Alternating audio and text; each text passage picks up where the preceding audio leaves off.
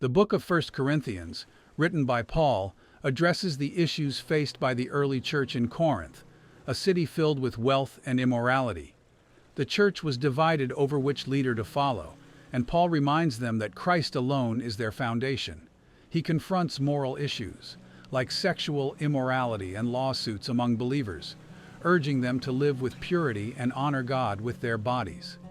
He offers advice on marriage and singleness, highlighting both as gifts from God. Paul also speaks about Christian freedom, cautioning believers to avoid actions that could cause others to stumble.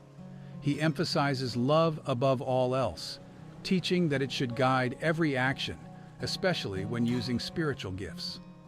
In worship, Paul calls for unity, encouraging the church to use their gifts in an orderly way to build each other up.